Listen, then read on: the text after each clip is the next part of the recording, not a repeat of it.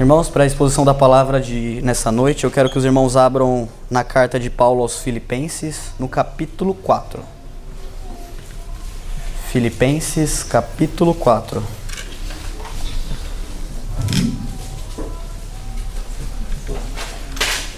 Nós faremos a leitura dos versos 4 ao 9. Se há alguém sem Bíblia ao lado de vocês, por favor, compartilhem, para que todos nós possamos ler juntos a palavra de Deus. Filipenses capítulo 4, dos versos 4 ao 9, eu farei a leitura. Alegrai-vos sempre no Senhor. Outra vez digo, alegrai-vos. Seja a vossa moderação conhecida de todos os homens, perto está o Senhor. Não andeis ansiosos de coisa alguma, em tudo, porém, seja conhecida diante de Deus as vossas petições, pela oração e pela súplica, com ações de graças. E a paz de Deus, que excede todo o entendimento, guardará o vosso coração e a vossa mente em Cristo Jesus. Finalmente, irmãos, tudo que é verdadeiro, tudo que é respeitável, tudo que é justo, tudo que é puro, tudo que é amável, tudo que é de boa fama, se alguma virtude há e se algum louvor existe, seja isto o que ocupe o vosso pensamento. O que também aprendestes e recebestes e ouvistes e vistes em mim, isto praticai, e o Deus da paz será convosco. Vamos orar mais uma vez? Obrigado, Senhor, pela palavra lida. Obrigado, ó Pai, porque o Senhor é um Deus que está conosco e é um Deus que nos dá a paz. Pedimos agora pela Tua orientação, para que eu possa falar aquilo que agrade ao Senhor e para que possamos juntos aprender o que o Senhor requer de nós. Nos usa e faça, ó Pai, com que possamos Te servir da melhor forma possível. É em nome do Seu Filho amado Jesus que oramos e agradecemos. Amém. Meus irmãos, na nossa sociedade, nos dias de hoje, nós vemos que há uma busca incessante pela paz. As pessoas buscam alegria, contentamento e satisfazer os próprios desejos. E vemos que as pessoas utilizam de diversos meios para isso. Vemos que a indústria do entretenimento é uma indústria que tem crescido cada vez mais. Nos últimos meses vimos o quanto de dinheiro essa indústria tem ganhado. Vimos o sucesso que alguns filmes fazem nas telas do cinema e o quanto as pessoas despendem de recursos para ir assistir 1, 2, 3, 4 vezes o mesmo filme, em busca de satisfazer aquela expectativa, aquela vontade de se alegrar. Vemos o quanto as pessoas gastam tempo assistindo séries, fazendo as tão famosas maratonas. Vemos que as pessoas buscam fugir da realidade ouvindo músicas ou jogando algum tipo de jogo, seja virtual ou não. Tem pessoas que buscam satisfazer essa vontade de encontrar a paz através do trabalho, através do sucesso, da fama. Vemos que as pessoas também talvez só querem a paz com um bom relacionamento. Seja em qual for dessas áreas, vemos que essa busca desenfreada, ela muitas vezes, ou em todas as vezes, resulta apenas no vazio. O quanto de pessoas famosas que nós vemos que têm dinheiro, sucesso, fama, tudo para ter uma vida de paz e tranquilidade, caídas em depressão, tristeza e um vazio. E certamente você aqui nessa noite também busca pela paz. E eu tenho uma boa notícia. É possível encontrar a paz verdadeira. E mais do que isso, Deus requer que nós encontremos essa paz. É a vontade dele. Por isso, o apóstolo Paulo, no texto que lemos, nos traz 2 lições nessa noite. E eu quero que nós meditemos na primeira dela, que é como encontrar a paz verdadeira. Dos versículos 4 ao 7, nós temos a primeira lição, que é de como encontrar a paz verdadeira. E a segunda lição, dos versículos 8 ao 9, qual a recompensa para os que buscam a verdadeira paz. No versículo 4, Paulo começa com... Aliás, nos versículos que lemos, do 4 ao 7, Paulo nos dá 3 ordens para que encontremos a paz verdadeira. A primeira ordem que Paulo nos dá está no versículo 4. alegrai-vos sempre no Senhor. Outra vez digo, alegrai-vos. Então a primeira ordem que nós temos é alegre-se no Senhor. Nós vemos que Paulo escreve de forma imperativa. Paulo não está dando uma sugestão ou um conselho para que nós estejamos alegres somente nas situações e nas circunstâncias boas. Como cantamos, nós não olhamos para as circunstâncias. Paulo nos fala de um sentimento constante de alegria. Porém, se nós olharmos, nós podemos até ter um pouco de estranheza. Como que Paulo pode ordenar para que nós tenhamos um sentimento? Parece que em todas as vezes os sentimentos estão ligados às circunstâncias pela qual nós vivemos. Eu quero que agora nós pensemos o que te faz feliz. Talvez para aquelas pessoas que estão desempregadas, a felicidade seja em receber uma ligação ou um e-mail dizendo que teve a resposta de uma oportunidade de emprego. Talvez para aqueles que estejam empregados, a alegria esteja em continuar empregado. Talvez a alegria esteja em se casar. Talvez a sua alegria esteja nos amigos ou na família. Nós estamos caminhando para um momento de organização da nossa igreja. E isso é sim um motivo de alegria. A nossa igreja tem crescido, tem se desenvolvido, temos visto o quanto os frutos desse crescimento. E isso, com certeza, nos deixa alegres. Muitas coisas são boas e coisas nos deixam alegres. Porém, mais do que essa alegria, Paulo nos ordena a ter uma alegria que não está ligada às circunstâncias. Essa alegria é uma decisão baseada naquilo que confessamos e naquilo que cremos. Já pararam para pensar se Paulo fosse se alegrar pelas circunstâncias da vida dele? Em 2 Coríntios 11, nós lemos: muito mais em prisões, em açoites, sem medidas, em perigos de morte e muitas vezes, 5 vezes recebi dos judeus uma quarentena de açoites menos um. Fui 3 vezes fustigado com varas, 1 vez apedrejado, em naufrágio 3 vezes, 1 noite e 1 dia passei na voragem do mar. Em jornadas muitas vezes, em perigos de rios, em perigos de salteadores, em perigos entre patrícios, em perigos entre gentios, em perigos na cidade, em perigos no deserto, em perigos no mar e em perigos entre falsos irmãos, em trabalhos e fadigas, em vigílias muitas vezes, em fome e sede, em jejuns muitas vezes, em frio e nudez.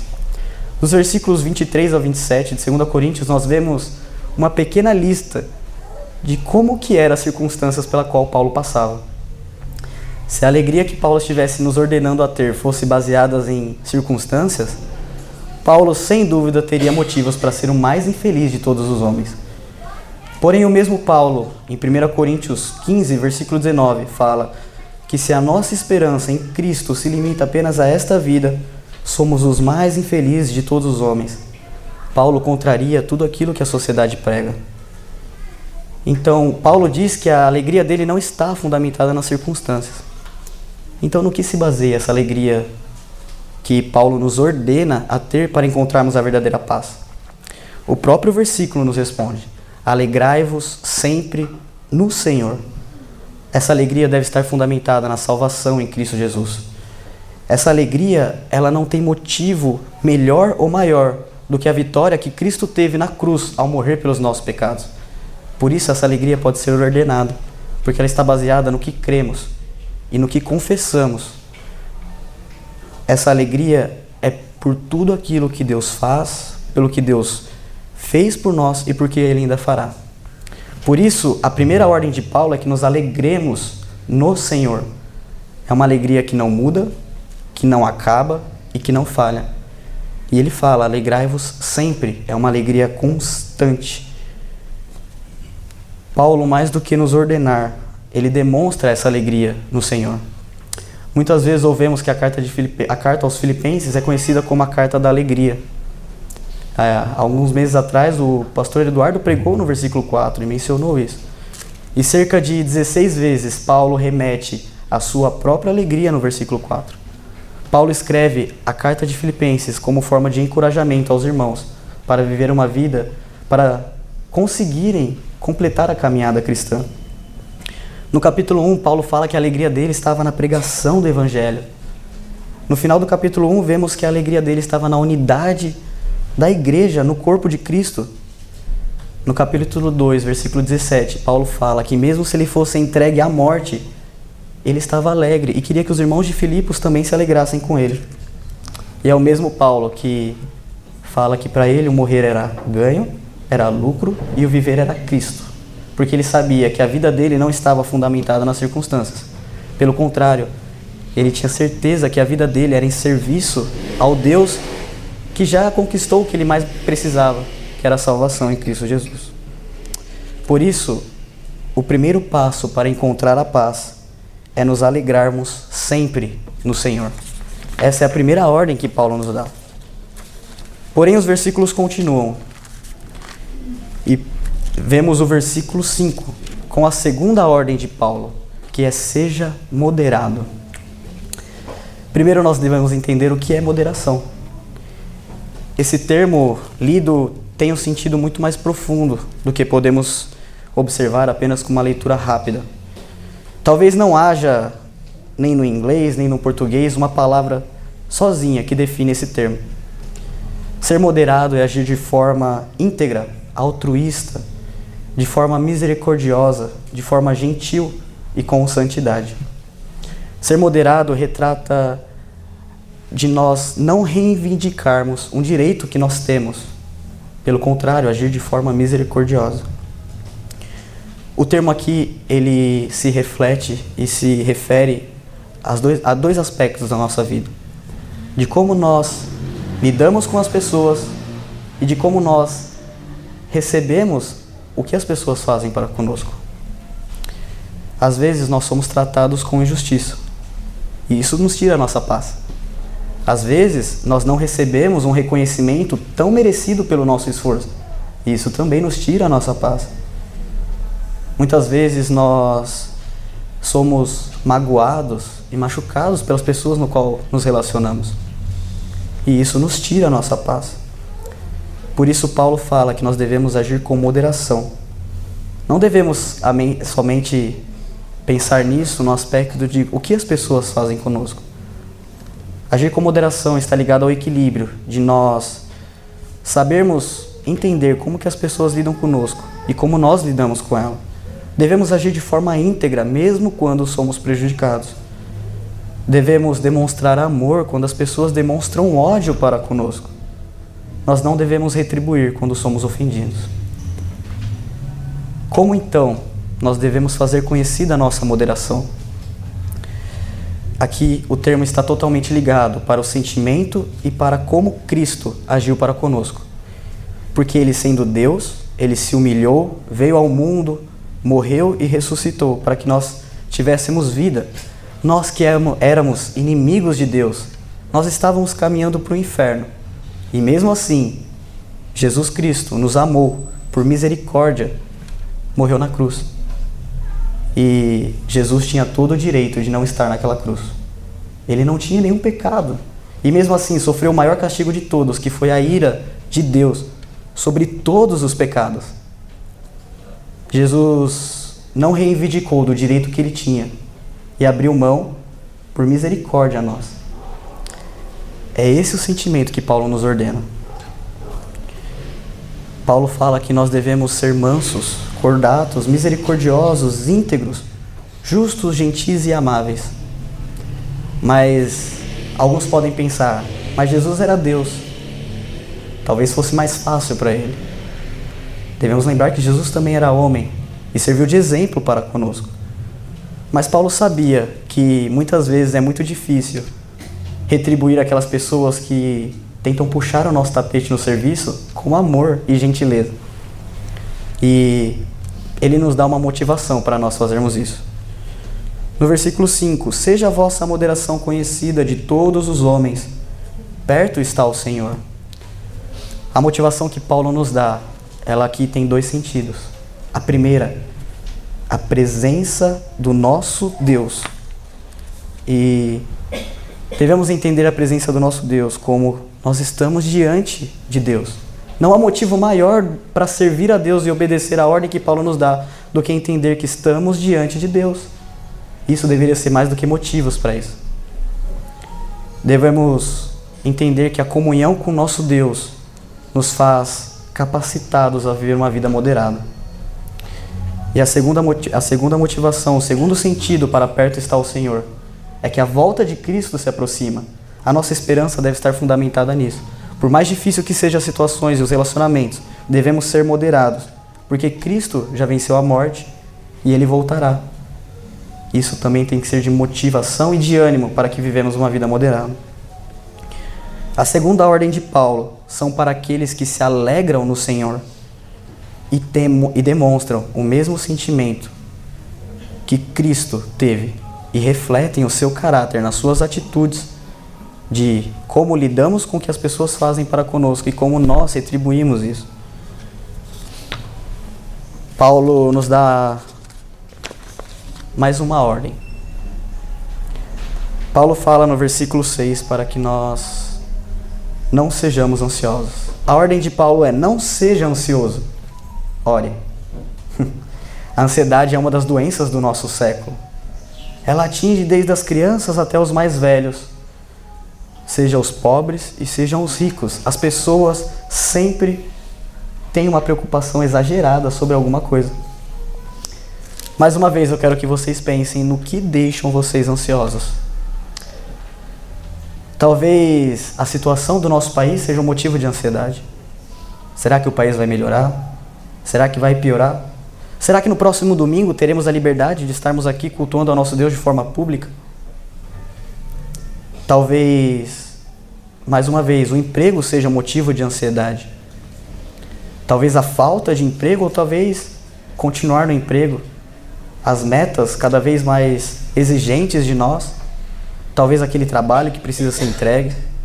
Talvez estejam ansiosos pela escola, em receber uma nota que ainda não falta, passar de semestre, passar de ano. Talvez vocês estejam passando por alguma enfermidade e estejam ansiosos por causa disso. Talvez uma enfermidade que não tenha cura, ou talvez que a cura não é certa, ou talvez alguém na família esteja passando por isso. E certamente isso pode nos deixar ansiosos.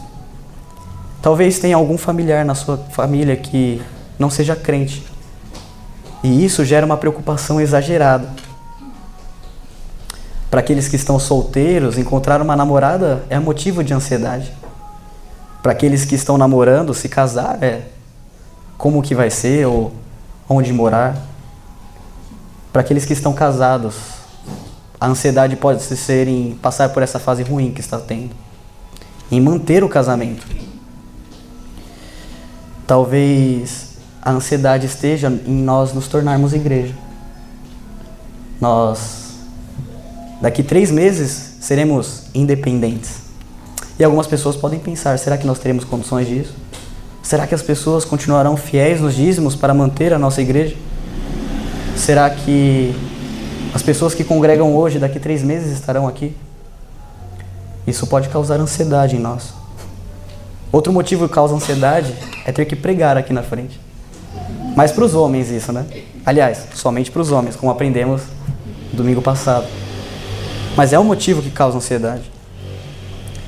Então, como, na sociedade que vivemos, não andar ansiosos por nada para encontrarmos a paz? As pessoas tentam diminuir a ansiedade ou se livrar da ansiedade de diversas maneiras. Calmantes, remédios, álcool, bebida. Aqueles motivos que vimos como entretenimento também são usados para aliviar a ansiedade ou talvez escondê-la atrás de algum outro sentimento.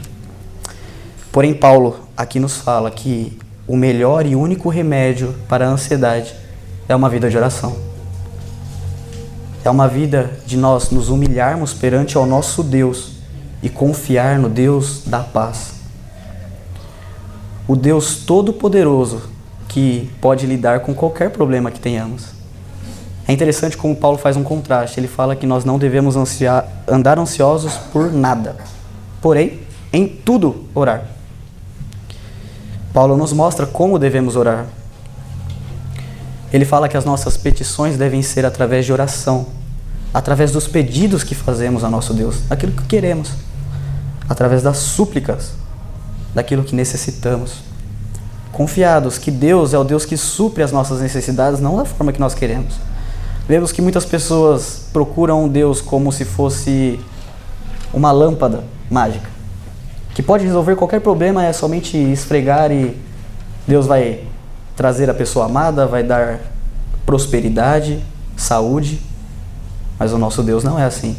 Ele é infinitamente melhor, porque Ele não dá aquilo que nós queremos, porque Ele sabe o que nós precisamos. Ele é infinitamente fiel e amoroso a nós. Por isso, Paulo fala que a nossa oração deve ter um modo para ser feita, com ações de graças. Para nós não andarmos ansiosos, nós temos que orar. E não só orar, mas orar com gratidão. Primeiramente, gratos pela certeza do cuidado do nosso Deus. E gratos pelo que, como nós cantamos, pelo que Deus fez, faz e continua fazendo. Gratos pela salvação em Cristo. Se teria um motivo para nós estarmos ansiosos, era que nós somos pecadores e não podemos fazer nada por isso. Nós estávamos indo para o inferno e não tem nada que alguém possa fazer para se livrar disso. Esse sim era o motivo para andar ansioso. Essa preocupação seria algo que nunca nós conseguiríamos se livrar dela. Não, se não fosse o tão maravilhoso amor de Deus que entregou o seu único filho para nós.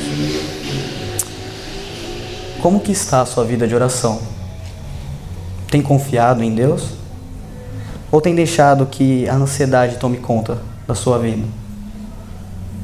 Muitas vezes tentamos com todas as forças resolver os nossos problemas. E recorremos a Deus como último recurso. Aquela frase que muitos ouvimos: agora está na mão de Deus, não posso mais fazer nada. Não é isso que Paulo vem nos falar. Pelo contrário, Paulo fala que a nossa oração deve ser primeiro, em tudo e por tudo devemos orar. Às vezes podemos pensar que aquele problema é muito pequeno para Deus.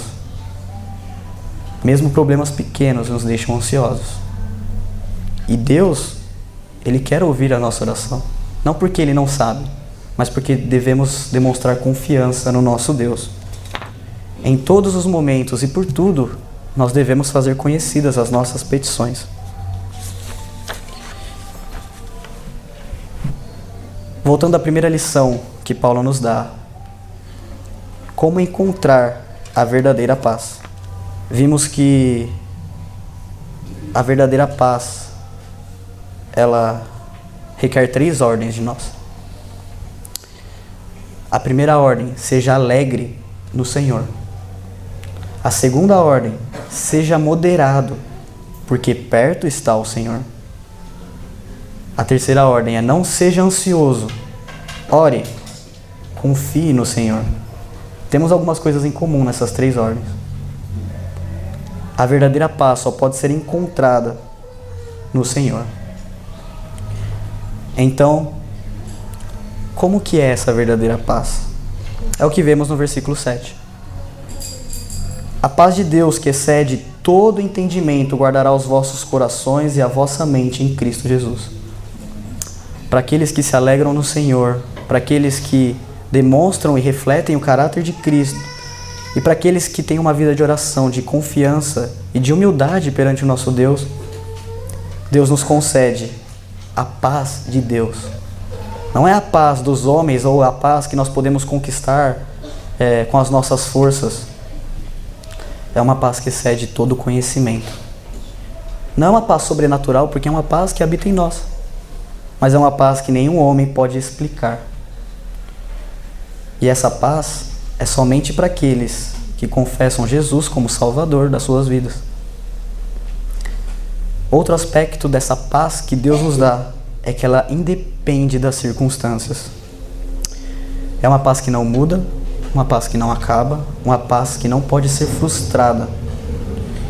Por que isso? Porque ela está fundamentada no Deus que nos dá a paz. O mesmo Deus que nos fez reconciliados com Ele. Nós éramos inimigos de Deus e fomos tornados filhos dele. A paz de Deus é dada pelo Deus da paz.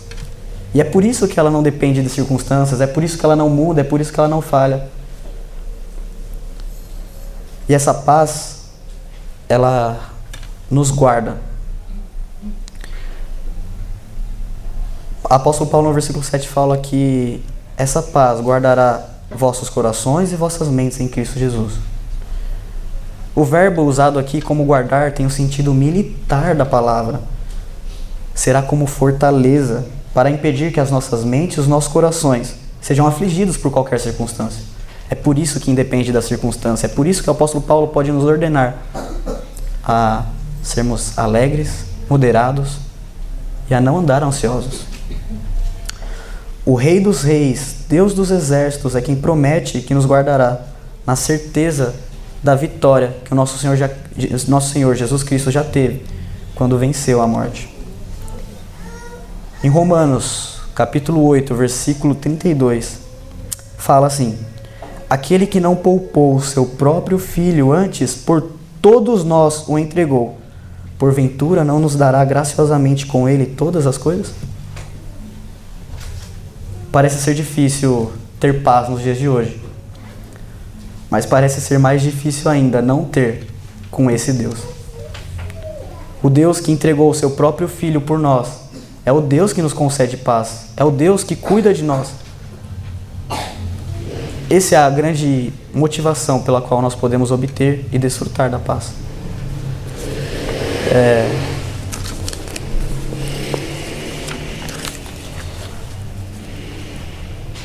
Vimos então que para aqueles que buscam a verdadeira paz, devemos sempre depender do Senhor para isso. Nos alegrarmos, sermos moderados e ter uma vida de oração que agrade ao nosso Deus. Esse é o único meio de obter a verdadeira paz, que não muda, que não acaba e que não falha. Porém, o apóstolo Paulo continua e nos dá a segunda lição. Qual é a recompensa, então, para aqueles que buscam a verdadeira paz? E vemos no versículo 8. Paulo começa o versículo 8 com finalmente, irmãos, que poderia ser lido como continuando. Para aqueles que encontram a verdadeira paz, segue a lista do caráter que vocês devem ter. A primeira recompensa para aqueles que buscam a verdadeira paz e a encontram é a transformação da mente e do coração. Paulo começa falando que tudo o que é verdadeiro deve estar na nossa mente e no nosso coração. Devemos fugir da mentira, da falsidade. Nossos pensamentos devem ser cativos somente à palavra de Deus, que é a verdade. Paulo fala sobre tudo que é nobre, tudo aquilo que vale a honra, respeito. Devemos lembrar que tudo que fizermos, tudo que pensarmos, devemos estar fazendo para honra e glória de Deus. Paulo fala sobre tudo que é justo. Nosso Deus é um Deus de justiça, é um Deus justo e um Deus que nos tornou justos. E é por isso que devemos agir com justiça em todas as áreas da nossa vida. Seja no trabalho, seja na igreja, seja na família. Tudo que é justo deve estar no nosso pensamento e no nosso coração. Paulo continua com tudo que é puro. Os irmãos de Filipos viviam numa sociedade cercada por impureza e imoralidade. E Paulo os exorta a não deixar que essas coisas os contaminassem. E do mesmo modo nós vivemos numa sociedade também cercada pela impureza e pela imoralidade. Por isso nós devemos fugir dessas coisas. Nós não podemos deixar que essas coisas nos contaminem e nem entrem em nossas mentes. Paulo fala sobre tudo que é amável. O nosso Deus é um Deus de amor.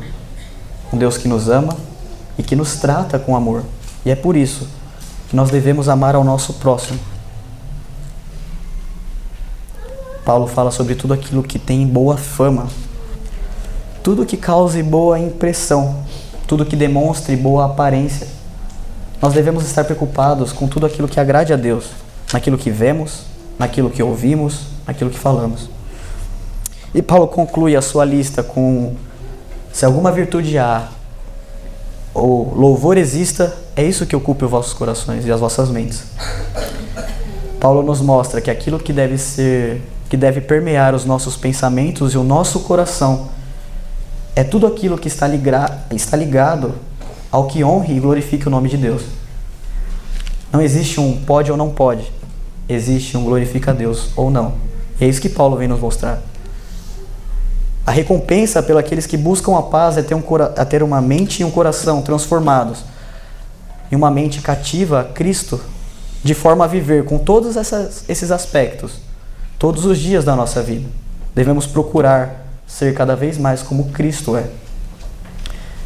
A segunda recompensa para aqueles que buscam a verdadeira paz é a transformação das atitudes. No versículo 9, Paulo nos fala que o que também aprendestes, recebestes, ouvistes e vistes em mim. Paulo se coloca como exemplo. Paulo, ele vivia e demonstrava essa verdadeira paz. Ele demonstrava através da sua vida que o sentimento de paz estava ligado a uma nova vida em Cristo Jesus. Vimos na pregação de 1 Timóteo o testemunho de Paulo. Vimos o quanto Deus o transformou e vimos o quanto ele se alegra por causa disso. Mente e coração de Paulo e as suas atitudes foram transformados a partir do momento que ele teve um encontro com Jesus. Paulo continua falando que isto praticai. Paulo requer de nós uma vida de ação, de atitude. A paz que nós encontramos no nosso Deus tem que nos gerar a necessidade de agirmos como Deus quer, de sermos como Cristo é. Devemos ser crentes operosos, devemos trabalhar e servir ao nosso Deus todos os dias da nossa vida, porque a nossa recompensa nós já temos, que é a salvação em Cristo Jesus. Porém, meus irmãos, há uma recompensa maior e melhor do que termos uma nova vida, do que termos mente e coração transformados e do que termos as nossas atitudes transformadas. Paulo fala que ele termina o versículo dizendo: e o Deus da paz será convosco. A maior e melhor recompensa que podemos esperar é a certeza de que o Deus da paz está conosco. Paulo nos encoraja a buscar esse Deus todos os dias. Paulo nos dá a esperança da vitória de Cristo naquela cruz, que nos motiva a vivermos uma vida que independa das circunstâncias que nos afligem. Sabemos que a maior dificuldade das nossas vidas era o pecado e as suas consequências. Lembre-se daquilo que tira a paz de vocês. Lembre-se daquilo que tira a alegria de vocês, o que te deixa ansiosos. Todos esses motivos são por causa do pecado. E o maior motivo já foi vencido. Por isso a nossa maior recompensa é o próprio Deus da paz nos suprindo em Cristo todas as nossas necessidades. Não tem motivo maior ou alguma motivação maior de servir ao nosso Deus do que saber que o Deus da paz nos dá paz e Ele nos supre de todas as nossas necessidades. É o Deus que está conosco em todo o tempo. Para concluirmos, irmãos, a nossa primeira lição, a lição que Paulo nos trouxe é de como encontramos a verdadeira paz. A primeira ordem que Paulo nos dá é: seja alegre. Alegre-se no Senhor. A segunda ordem que Paulo nos dá é que nós devemos ser moderados. Seja moderado, porque perto está o Senhor. A terceira ordem é: não seja ansioso. Pelo contrário, ore, confie no Senhor. Este é o segredo e o único caminho para encontrar a verdadeira paz. A verdadeira paz que é no Senhor. E Ele, desta maneira, Ele nos concede essa paz que excede todo conhecimento e que nos guarda em Cristo Jesus. Devemos obedecer às ordens do próprio Deus para nós. Devemos cumprir o que Ele nos requer, para que assim possamos desfrutar da paz de Deus. E a segunda lição que Paulo nos dá é qual é a recompensa para aqueles que buscam a verdadeira paz. É a certeza que você a encontrará na presença do Senhor. É a certeza que a sua mente, o seu coração e as suas atitudes serão transformadas por Deus. E mais precioso do que isso, é que você desfrutará da comunhão, da companhia e do cuidado do próprio Deus que nos dá a paz todos os dias da sua vida.